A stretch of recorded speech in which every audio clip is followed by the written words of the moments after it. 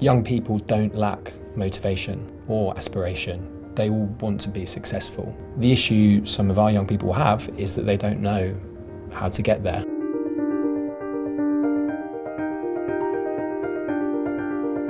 Before I actually started the Access project, I was getting like top C's, maybe low B's, and then I just knew I wanted to get a bit higher than this. So when I started the Access project, it slowly improved, and then by the end I came out with an A in maths. When I leave school, I hope to go to university and then in the future be an architect.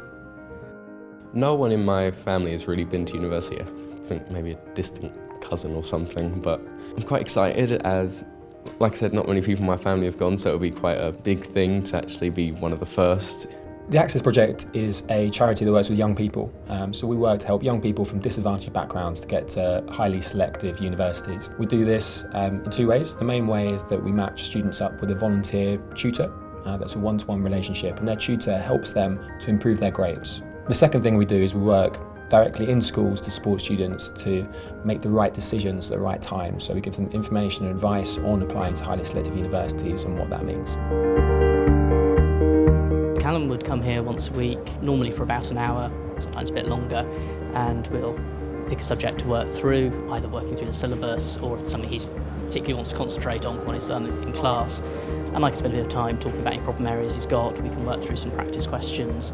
We can look at sort of areas of exam technique and how it would be tested going forward. Seeing Callum being successful means an awful lot to me, partly because I've seen how much effort he's put in over the last 2 years. He's really worked to achieve good grades, and he very much deserves them. Giving back to the society in that way, it's something that an individual would cherish, to know that you helped a student get to where they are today. I know I still talk to my tutor, and she still advises me till today on how I could get possible internships. I think they would really be contributing towards the future generation's development, because what you contribute to today is what you're going to see later on.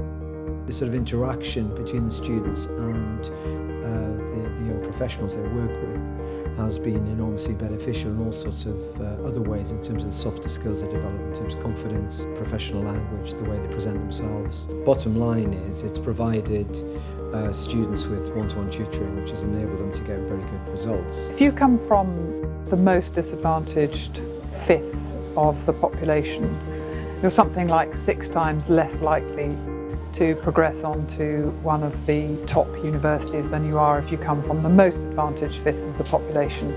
So although that gap is getting smaller all the time, it's still something really important to tackle. I think it's incredibly helpful to come somewhere like KPMG or one of the other firms on Canary Wharf, because if you simply come past here, you can see the skyscrapers. It can be very intimidating. You can struggle to imagine yourself working somewhere like that. But when you come in and out there every day, you see the people who work there, become somewhere you're familiar with, that fear factor's removed, and it makes it much easier to have an ambition of working in one of these places and to feel that's an achievable ambition and to work towards it. I would say that going to Canary Wharf has broadened my horizons. It's a big area, lots of businesses there, everyone just walking around in their suits and everything. I think I'd like to live that kind of lifestyle one day. We believe that by increasing the proportion of young people from all backgrounds who go on to university, we will be able to change what society looks like at the high levels over time.